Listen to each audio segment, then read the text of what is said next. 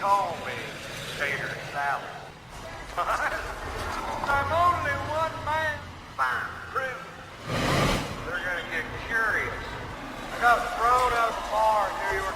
Bet you wish you had one of these. Ladies and gentlemen, please welcome Mr. Ron White.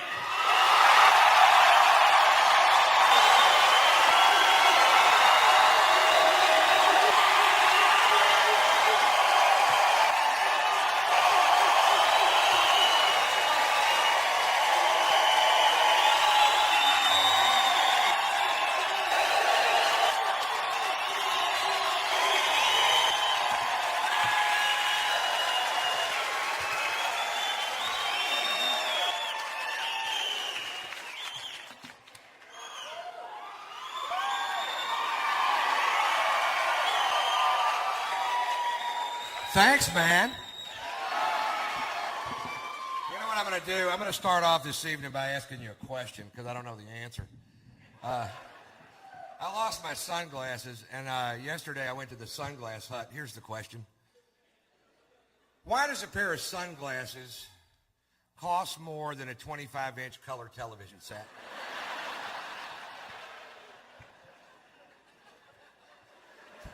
I go to the Sunglass Hut. I see a pair of glasses I like. I don't love them.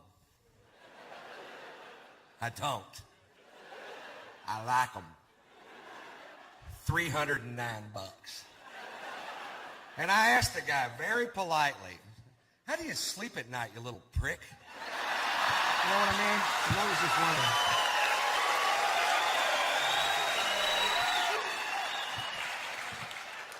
And I told him, and this is true, that 2 weeks ago I bought a 25-inch color television set from Walmart for $218. And he goes, well, apparently, sir, you don't get it. I'm listening.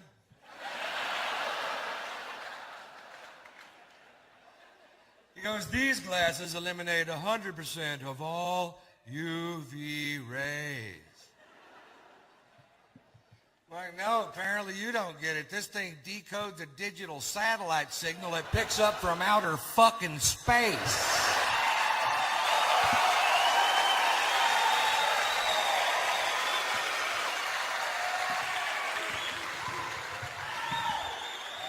And then it turned out the glasses got basic cable, and I felt like a dickhead. Look, Braveheart, bam! You ever take a crap so big your pants fit better? Anybody ever do that? Have you ever?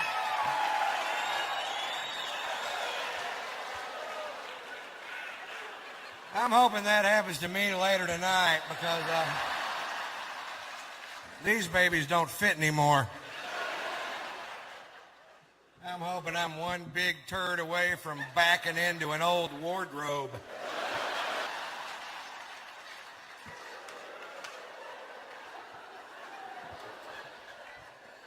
Yesterday I was sitting in a beanbag chair naked eating Cheetos and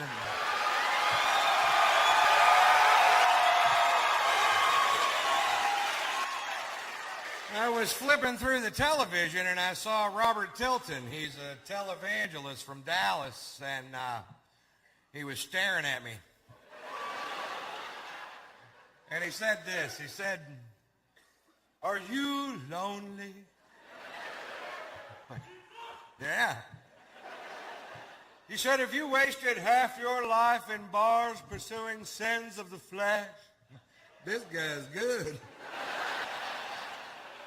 He said, "Are you sitting in a beanbag chair naked eating Cheetos?" Yes, sir. He said, "Do you feel the urge to get up and send me $1,000? Close. I thought he was talking about me there for a second. Apparently, I ain't the only cat on the block digs Cheetos.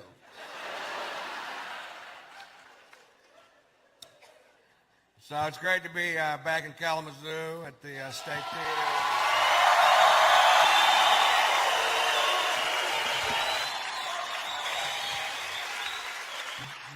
Last time I was here, they took me to the blues festival, and I love the blues, but they need to figure out some problems with the festival.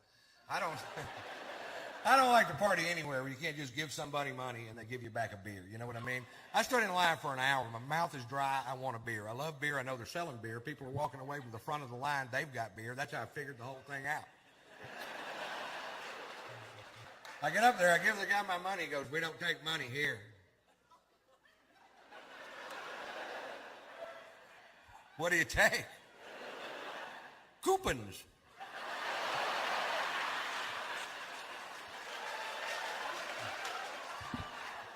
What? Coupons.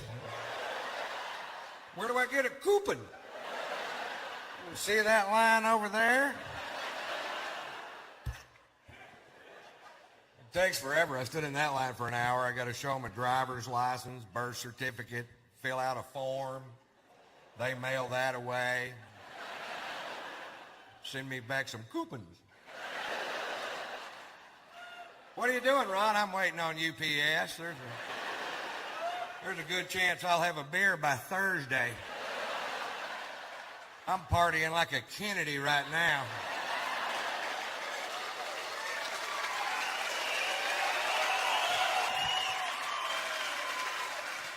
I was game, too. I had $100 cash on me. I bought $100 worth of coupons. And then some guys that took me there asked me if I wanted to go to a topless club, and I didn't want to go. I just ended up going because you guys backed me up on this. You've seen one woman naked. You want to see the rest of them naked.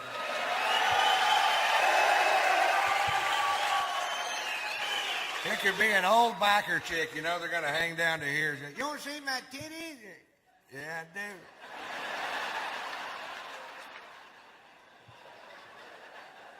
All right, that's enough. Roll them back up, sweetheart.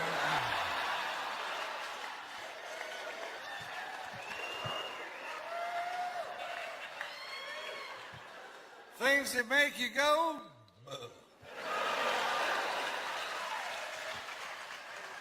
And then closing time came around and the tabs came out and I found out the titty bar don't accept them coupons. The guy at Taco Bell told me to kiss his ass.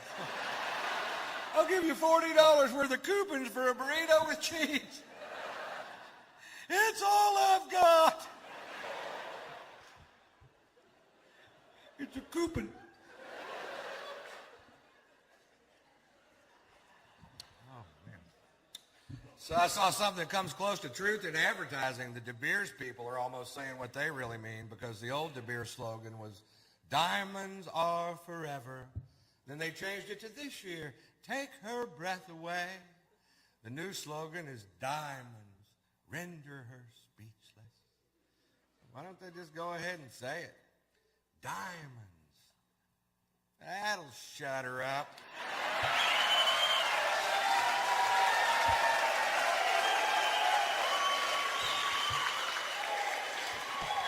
For a minute. So, man, I was just in Miami.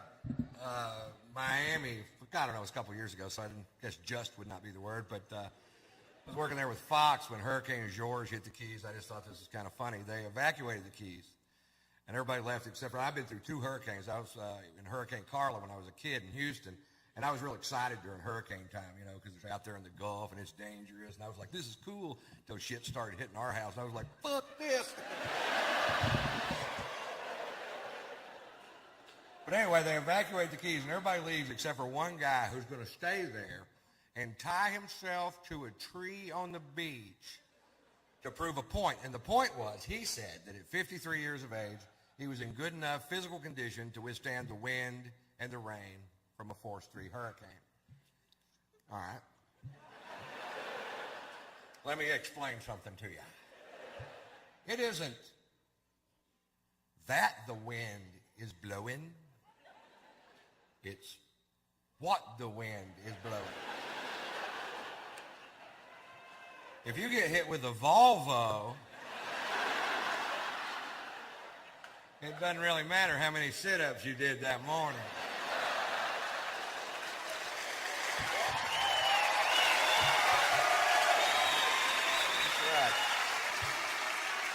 But if you have a yield sign in your spleen, jogging don't come into play.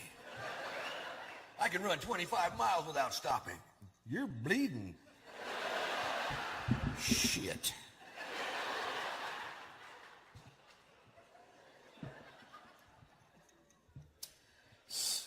Man, last time I was here, I had somebody broke into my truck and stole my radio. Thank you, whoever you were. I got to drive back to Texas, listen to the sound of wind for 49 hours.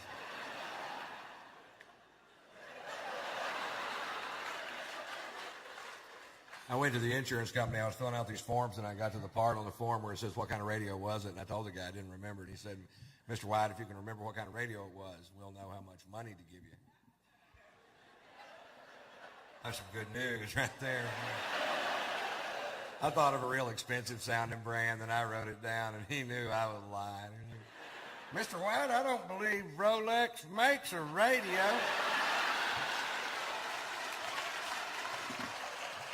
It was a clock radio. Write the check, premium boy. They love it when you call him premium boy. Next time you see your agent, call him premium boy. He'll get a chuckle.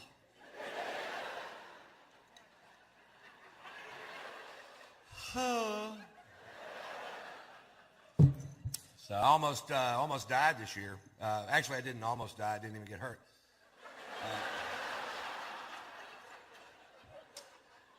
I was in a near-miss plane crash. We were making a movie, and I was flying from Flagstaff, Arizona to Phoenix, Arizona, because my manager doesn't own a Globe.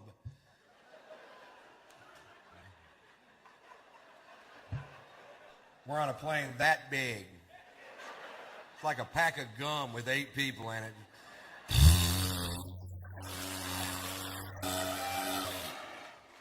And what happened was we took off from the Flagstaff Airport Hair Care and Tire Center there. We're traveling at half the speed of smell. We got passed by a kite. There was a goose behind us, and the pilot was screaming, "Go around!" We get halfway to Phoenix, we got to go back. It's a 9-minute flight. Can't pull it off with this equipment. We had engine trouble. We lost some oil pressure in one of the engines, and they told us about it over the speaker system of the plane, which was stupid because they could have just went, "Hey, we lost some oil pressure."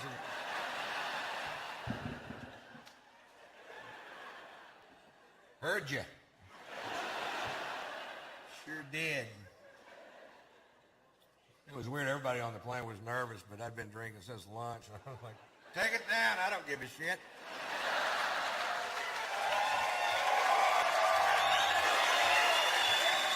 You ever have one of those days? Hit something hard. I don't want to limp away from this piece of shit. The guy sitting next to me is losing his mind.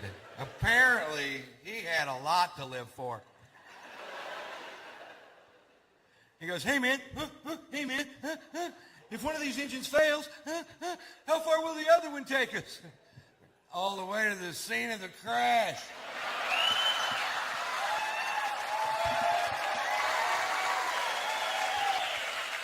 Which is pretty handy because that's where we're headed. I bet we beat the paramedics there by a half hour. We're hauling ass.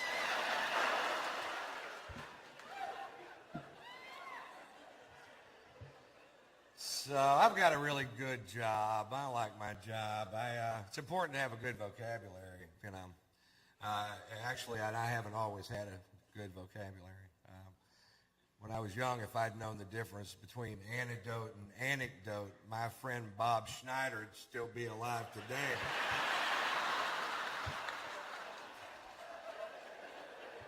He got bit by a copperhead. I'm reading him humorous stories out of Reader's Digest.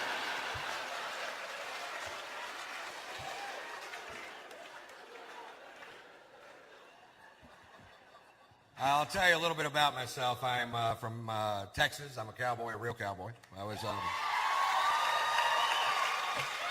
was a bronc rider for 6 years of my life, and it's affected me. Now, when I have sex, my arm goes like this. Seems to be some dispute between the wife and I whether or not I'm staying on that full 8 seconds.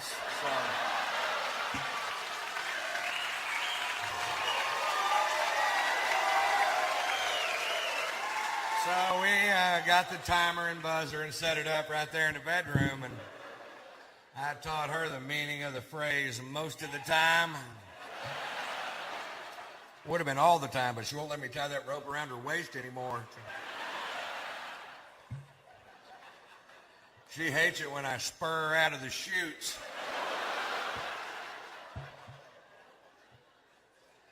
Hey, you laugh. It's not easy to keep an erection with a clown and a barrel in the corner of the room.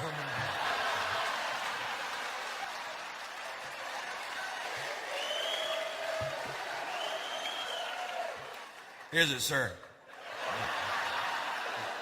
You got to focus. I'm probably not a typical Texan in that I don't hunt. I fish, but I don't hunt. And not because I think it might somehow be more holy to eat meat that's been bludgeoned to death by somebody else. That's not it. It's really early in the morning. It's really cold outside, and I don't want to go. My cousin Ray, on the other hand, thinks killing a deer with a deer rifle is magic in the forest. I'd like to do for you now my impression of my cousin Ray after the big kill.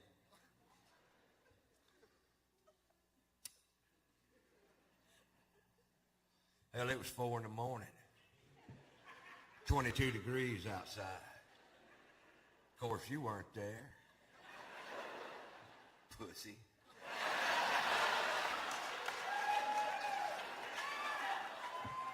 I'm in a camouflage deer blind with grease paint on my face. I've got deer urine on my boots. I'm not sure why. I made that part up. I got a 30-06 with a 12-power scope and a bullet that'll travel 2,200 feet per second. When that deer looked up to lick the salt sucker I'd hung from the danged old tree, caught him right above the eye. Wait, yeah, well, I hit one with a van. Going 55 miles an hour. With the headlights on and the horn blowing. Woo, that's an elusive little creature. If you ever miss one, it's because the bullet's moving too fast. Slow the bullet down to 55 miles an hour, put some headlights and a little horn on it. The deer will actually jump in front of the bullet.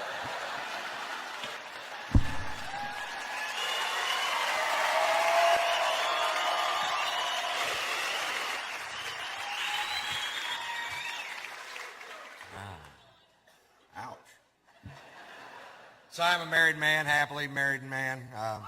Thank you very much for asking. I married a rich woman, if you ever have a choice.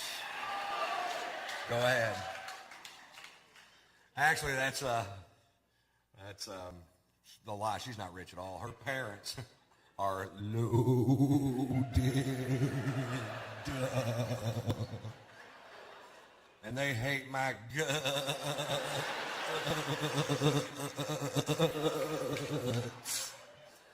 And I'm waiting for them to die. And you'll know if they die too, because you'll never see my fat ass again. I'll be in Palm Beach with my new friends. Hand me a beer, Teddy. Servants rich. My in-laws have servants. Is that weird? I thought when I married their daughter, they'd send a servant along with us to help do all the shit they never taught her how to do. And I was wrong. We're now leaning on her domestic skills, and whoo, she's handy. I came home from doing a show the other night, and she goes, "Honey, the dryer's broken." I'm like, "Did you check the lint filter, sweetheart?" Sit down, honey, I'll check it. I open it up. Is there anything in there? There's a quilt in there.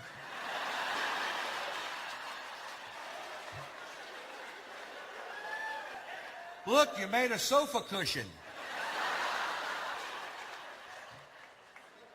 I hear a lot of this. I hear a lot of, Ron, you're a pretty good-sized old boy. And I guess a little woman's a good cook. Bullshit. Oh, it got a little better when she figured out that smoke alarm's not a timer.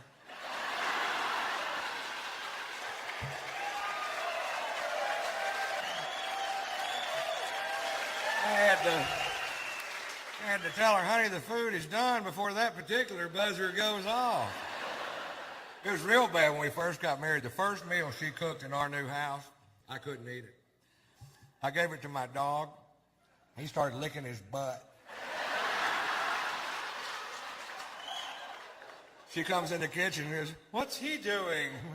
Looks like he's trying to get the taste out of his mouth.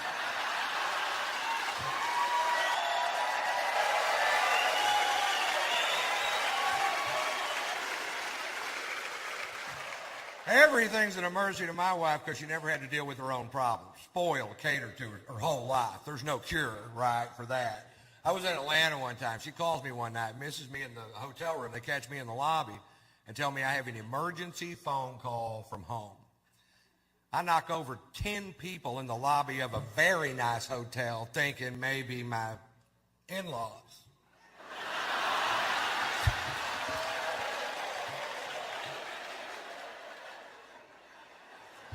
I call her, she tells me my dog Sluggo just took a dump on the new carpet.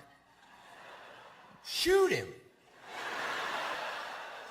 She goes, that's just like you, Ron. I have a genuine problem, and you're being sarcastic.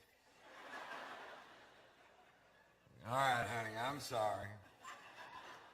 Put the dog on the phone. I'll talk to him.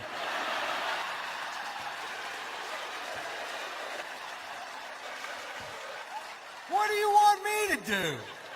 I'm in Georgia. I can't pick up the turd.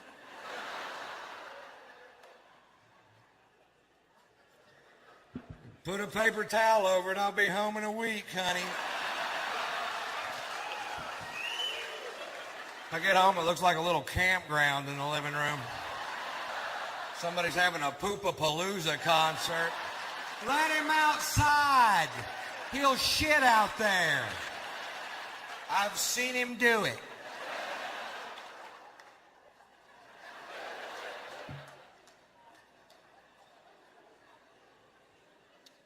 We have a beautiful son. His name is Marshall. I named him after an amplifier. Almost named him Peavy. Come here, blah punk, you little woofer. Get over here.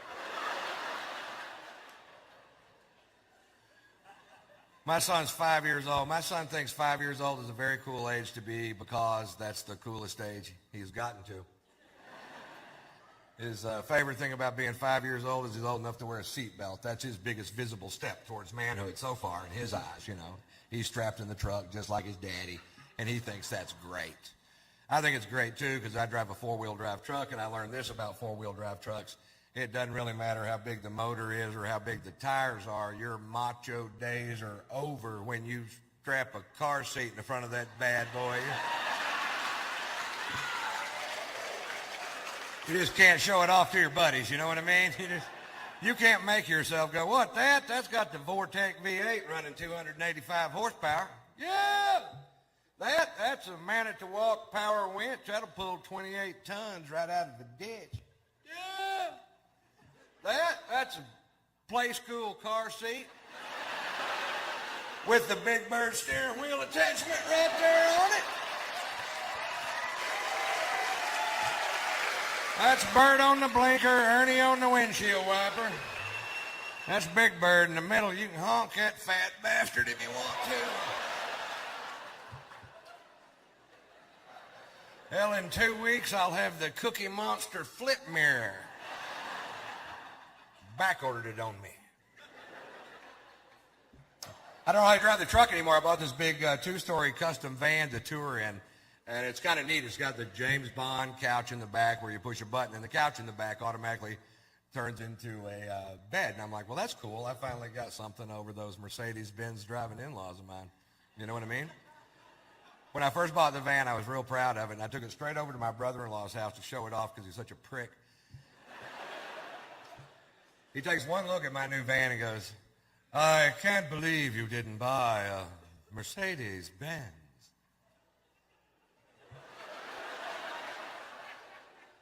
They don't make a van.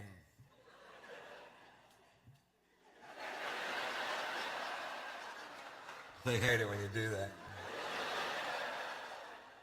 He goes, Ron, I don't think you fully understand the intricacies of Mercedes-Benz engineering. Why, I've got the 3-inch windshield wiper that keeps my headlight clean in a rainstorm. I got a place to fuck your sister.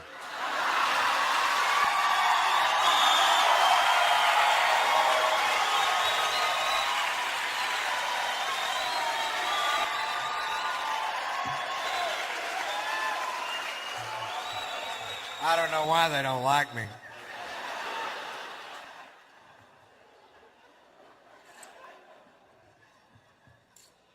Bet you wish you had one of these.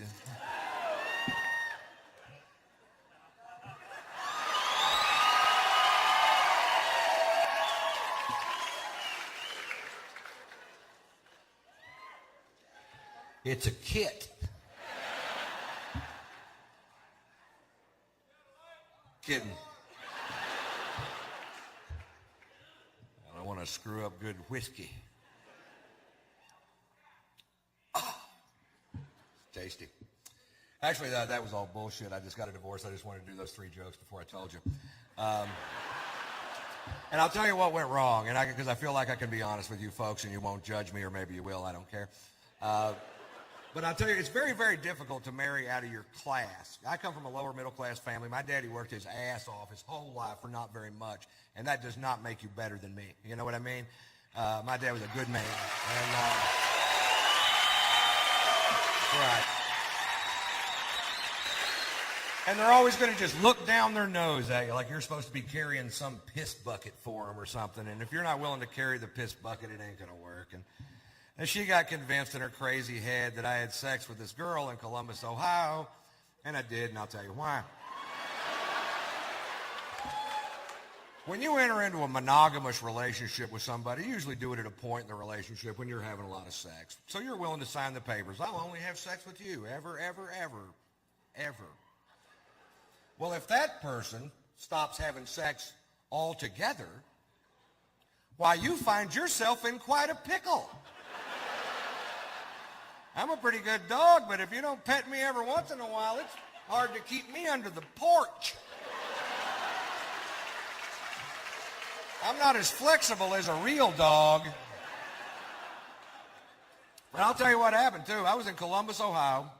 I hadn't been laid in 3 months. 3 months. You can't go 3 months without having sex with me. I'll go have sex with somebody else. I know. I've seen me do it. I did a show one night. I came off stage. There's a gorgeous woman, maybe 35, 40 years old, long black dress, slid up to her waist. Gorgeous. Give me a second. Gorgeous. And I walk off stage. She goes, I thought you were hilarious. I want to buy you a drink. I'm like, I can't do that. I'm married. She goes, I didn't ask you if you wanted to have sex, big boy. I asked you if you wanted to have a drink at my place. I'm like, all right. Well, you know that little guy that sits on your shoulder that reminds you of your prior commitments and your moral fortitude? I didn't hear a peep out of that guy. He hadn't been laid in 3 months either. He was speechless for like 20 minutes, and he was like, sucker kitty. I'm like,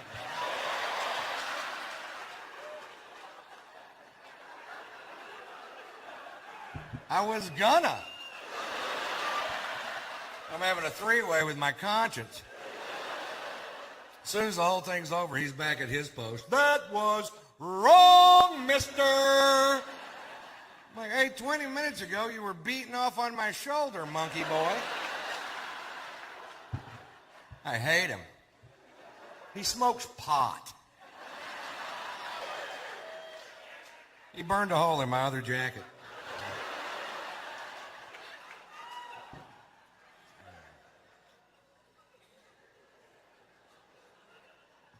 So, I've been spending a ton of time in Los Angeles. I learn things when I go to L.A. I learned this. They have bikinis now made out of seashells. I didn't know that. And I also didn't know this. If you're ever walking down the beach and you see a girl dressed in a bikini made out of seashells, and you pick her up and hold her to your ear, you can hear her scream. Who'd have thunk it? I thought I'd hear the ocean, but not over that woman. Hush, ma'am. She was a wiggler. L.A. changes people. I got a buddy of mine from Houston. He's a comedian, moved to L.A. 6 months ago. 6 months in L.A., don't know him. 6 months in L.A., now he's a vegetarian, a humanitarian, an environmentalist, great. If you're here tonight and you're a vegetarian, shut up. You're not going to recruit me. I did not climb to the top of the food chain to eat carrots. It's not even that good for you. You ever see a healthy-looking vegetarian? They look like shit, don't they? They're all plump and gray because their bodies become intolerant of things they need. And I'll give you an example. I'm on the way to the Melrose Improv in Hollywood to do a set with my buddy, and he says this, and I quote, "I feel nauseous and I have a headache. I think that vegetable soup I had for lunch must have had beef broth in it." I didn't know what to say. Your system's kicking back broth? You're a manly man, aren't you? Why are you a vegetarian? I asked him, and it wasn't even because meat was bad for you. He said that raising cattle was bad for the planet with cow flatulence in the ozone and the clearing of land for the raising of cattle. What are you doing to help the environment? I'm eating the cows.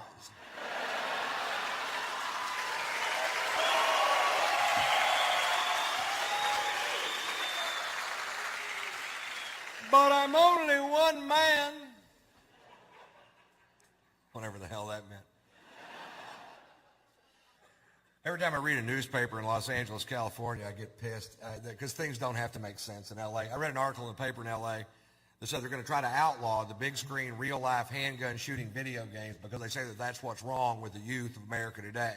They learn how to accurately shoot guns with video games. It's not a parenting problem. Oh, fucking no. No, it's a video problem. Doesn't it piss you off when you have a genuine problem, you try to tack a solution to it? It's got nothing to do with the problem. You know what I mean? I came up with a great idea. Don't outlaw those machines. Give them to the state troopers of California because they're some of the worst shots I've ever seen in my life. I saw a shootout once live on TV that went on for so long, eventually the criminal got frustrated and shot himself. And the cops were on TV whining about it, going, he's got on body armor, he's got on body armor. I'm watching it live on CNN going, I can see his head, shoot him in the fucking head. Give my kid a shot. How's that, Daddy? Good shot, Poot. Everybody relax. Poot took him out. Thank God Poot was there with his considerable skills.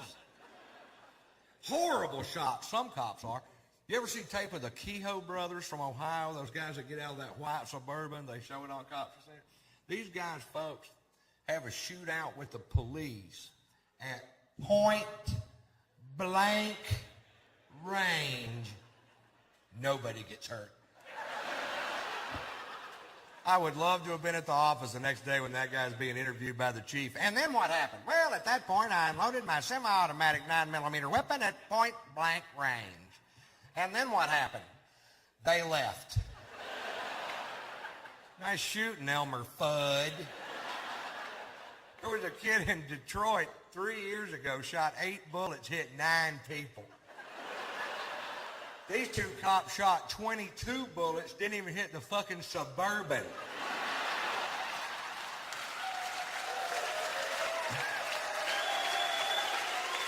Give those guys a roll of quarters. Drop them off at the mall. That's all I'm saying. You know what I mean? It's just not like Texas, you know. I'll tell you the biggest difference between Texas and California. In Texas, we have the death penalty, and we use it.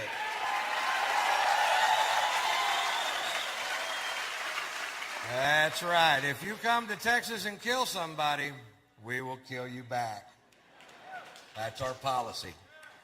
We're trying to send a message to the rest of America, and the message is go somewhere else and kill people. Go to California. They don't give a shit.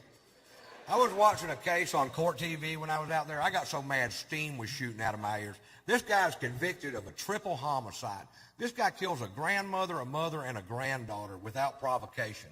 A crime so heinous I can't even fit it in my head.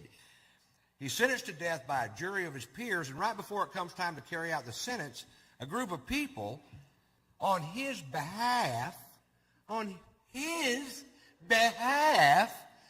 stand up and they go, we can't kill him. He's too crazy to know we're killing him.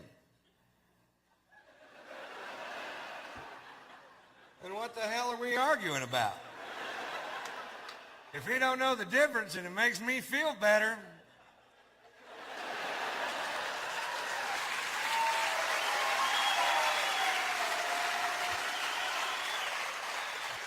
How do you know he's crazy? That's what I want to know. Of course he's crazy. Killed 3 people, you know. This is what they said. He rolls his turds into little balls and eats crayons. I'm like, shit, you got to quit putting all crazy people in one group, goddammit. You got to separate them up a little bit. You know what I mean? What does that crazy person do? Oh, he rolls his turds into little balls and eats crayons. Fine, I'll feed him for the rest of his life.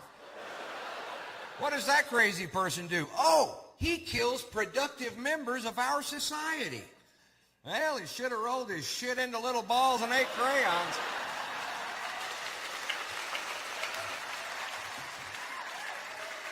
Because the penalty is much less severe. We're trying to pass a bill right now through the Texas legislature that'll speed up the process of execution in heinous crimes where there's more than 3 credible eyewitnesses.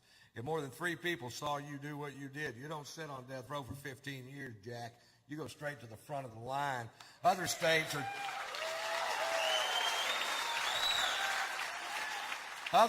trying to abolish the death penalty. My state's putting in an express lane.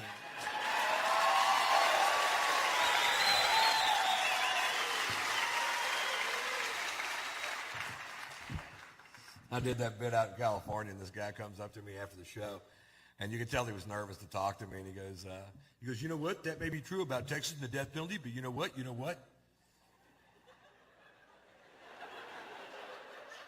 What? He waited for me to say what. That's kind of cute. He goes, there's an old law in Texas that states that in Texas you cannot shoot somebody in the back no matter what they did to you or your family or your place of business. It's illegal for you to, in turn, shoot them in the back. I'm like, yeah, but you can start shooting them in the leg till they turn around.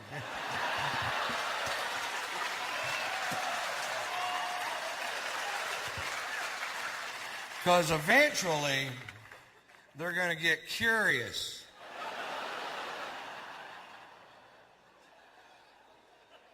Who's shooting me in the leg? I wonder quietly to myself.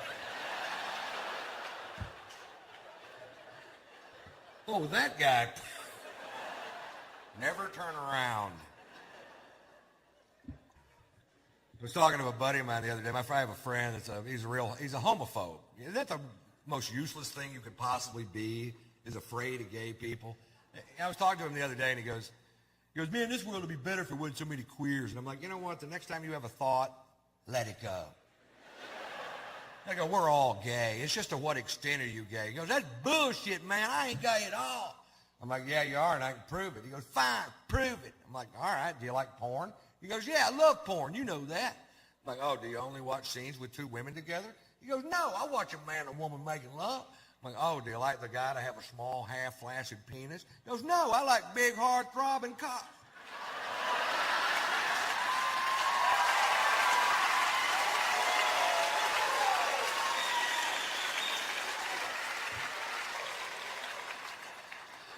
I did not know that about myself.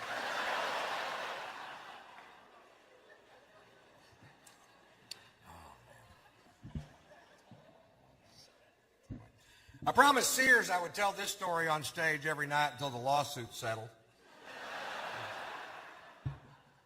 I had my van down in Savannah, Georgia. I didn't like the way the tires were wearing on it. I took the van to Sears Automotive, a trusted name in automotive service. Takes them 3.5 hours to change 4 tires. Apparently they had to whittle one of them out of a piece of wheat. I pay them $980 of my hard-earned money. I take a right-hand turn out of the mall. The left rear wheel falls off. It falls off. It falls the fuck off. Turning my van into a tripod, spinning me into a dimension of pissed off I have never been in before in my life. This guy was a tire guy.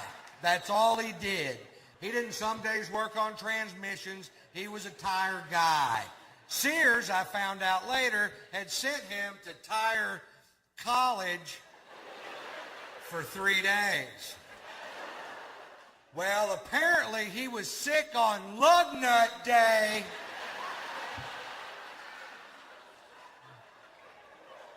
But they still let him work on my van. So I'm suing them, and I hope that next year they have to change the name of Sears Tower in Chicago to Ron White's big old goddamn building.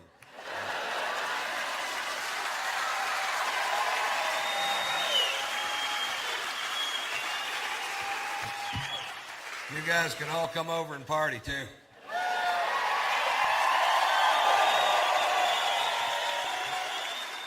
I'm going to have a lot of room.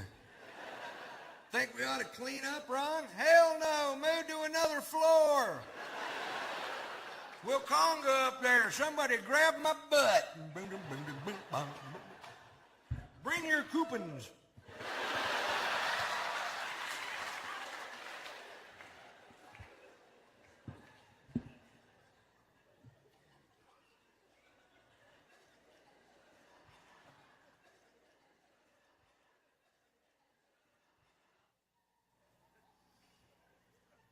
I got thrown out of a bar in New York City.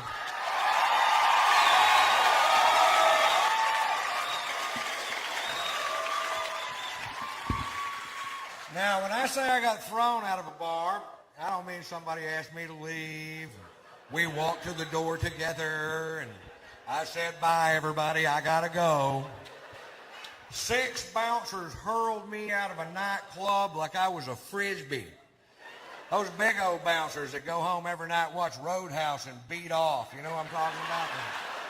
Patrick Swayze's hitting another guy.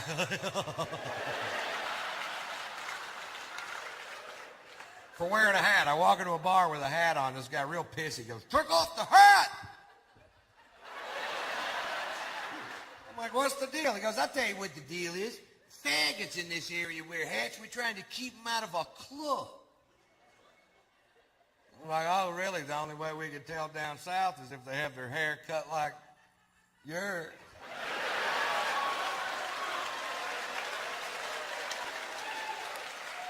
And he got all pissed. But he walked away, and I took the hat off, and like an hour later, I'd been drinking, and I forgot. You ever forget? It happened to me. I put the hat back on. The guy comes over to me. Now, I'm between 6'1" and 6'6", depending on which convenience store I'm leaving. I weigh 235 pounds. This guy comes over to me, poking me in the shoulder with 2 fingers, says, you're out of here. I'm like, I don't think so, Scooter. And I was wrong. They hurled my ass. And then they squared off with me in the parking lot, and I backed down from the fight because I don't know how many of them it would have taken to whip my ass. But I knew how many they were going to use. It's a handy little piece of information to have right there. Overkill. Well, they called the police because we broke a chair on the way out the door, and I refused to pay for it. The cops showed up, and at that point, I had the right to remain silent, but I didn't have the ability.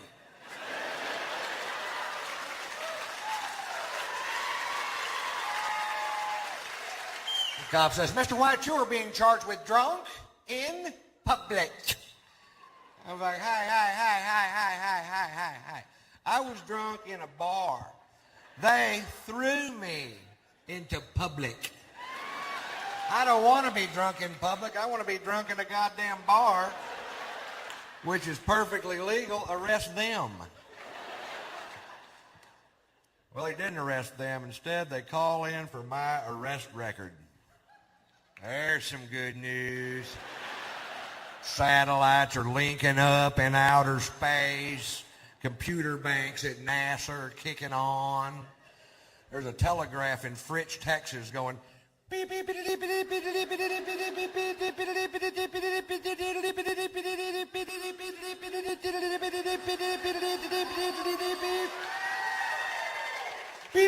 beep, beep. This part takes a while.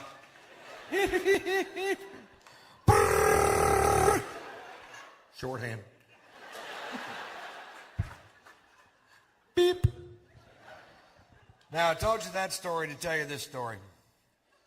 When I was 17 years old, I was arrested for being drunk in public. Seemed to be a pattern. If you knew Morse code, you would already know that. And one DWI, which was a bogus charge because it turns out they were stopping every vehicle traveling down that particular sidewalk. And that's profiling, I believe. And the drunken public charge and Fritz, the arresting officer, who I had literally known all my life. You know what I mean? This guy lived 4 doors down from me in a town of less than 400 people. We've met. He takes me to jail. When we get there, he asked me if I have any aliases, and I was just being a smart ass and said, yeah, they call me Tater Salad.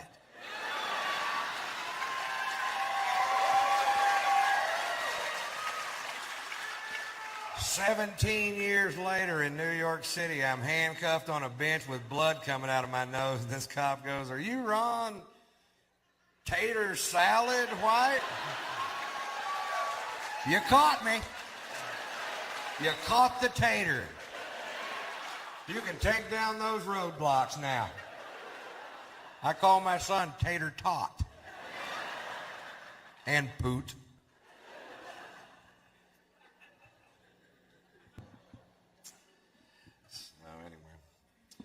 I am a dog lover. Actually, I love my dog. I don't give a shit about your dog. I don't know your dog, man. Your dog could be an asshole. I don't know.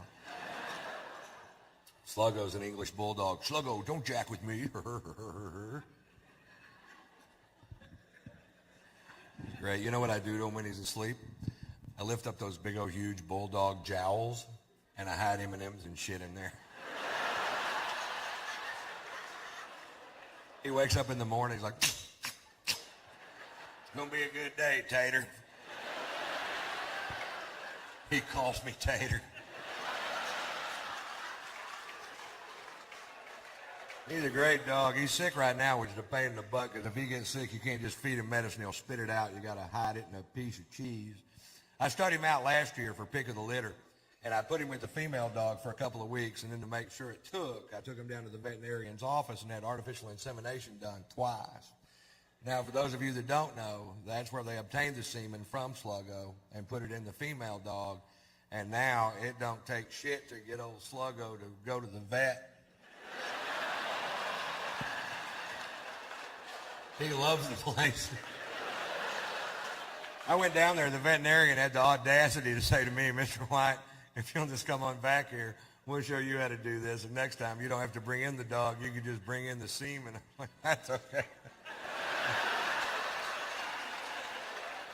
You go ahead and jack off the dog. He follows me around too much as it is. Like I'm going to spend the rest of my life with this bulldog. Jack me off! Get out of here, we got company. You did it the other day. Do it yourself. I don't have any thumbs. I don't have any goddamn thumbs. Drag me off, you piece of shit.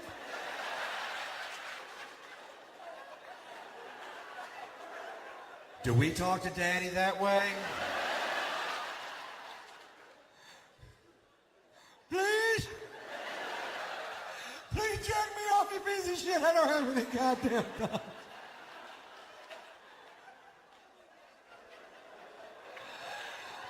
I've lost my mind, haven't I? I'll tell you a little bit more about the demise of my relationship. There was that one thing where I had sex with that girl, but that wasn't the underlying problem. The big problem was, the first problem was this. We lived in a house, and it had a thermostat. That's it. Because I like the temperature of the house between 70 and 75, and she liked the temperature of the house between 75 and 110. And you can't keep tater salad at that temperature.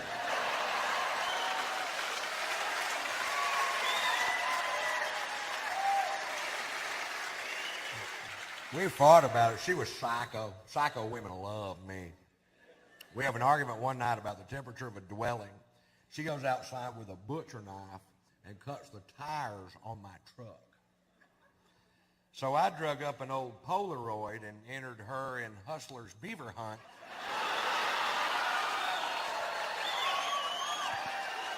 And she won. And I used the money to get me some new tires.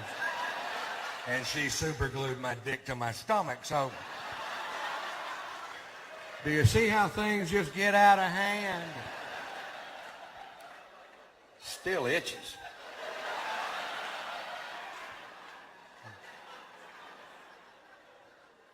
What? After 3 years of being married to this woman, I still didn't understand her. She would get mad at me when I was trying to help her.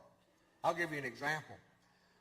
Let's say she'd wake up in the morning and be real bitchy. Let's just say.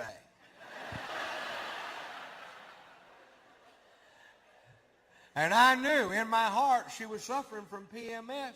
And out of my love for her,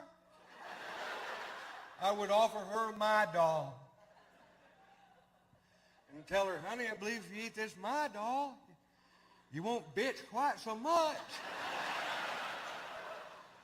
She would growl at me and wouldn't eat the my doll. I had to hide it in a piece of cheese. Thanks for playing along. I hope you enjoyed it. You guys were great, man. Thank you very much.